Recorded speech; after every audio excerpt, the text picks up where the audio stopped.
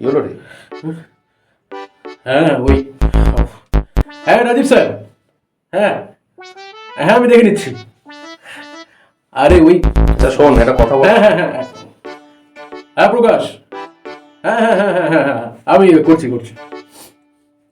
হ্যাঁ, ফোন কি? আসছে আর হ্যাঁ করে যাচ্ছিস। হ্যাঁ হ্যাঁ শোন, যেটা ও, দরকারি কথা। এই, হ্যাঁ ব্রিজেশ বলো।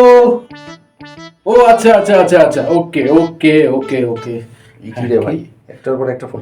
শোন, আমার যেটা বলার ছিল।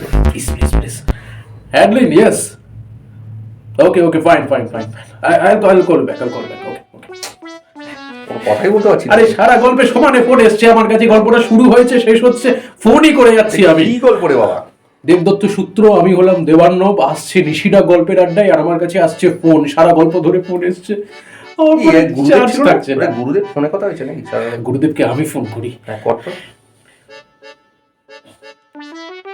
হ্যাঁ গুরুদেব, এই বুঝি মানে এই সময় ফোন আসাটা কি করে বন্ধ করা যায় বলুন তো? ফোনটা সুইচ অফ করে দেবো? না আপনাকে ফোন করতে হবে। না নিশিরাকে শুনবেন, দেবদত্ত সূত্র আসছে। গুরুদেব বলছি, শুনুন না,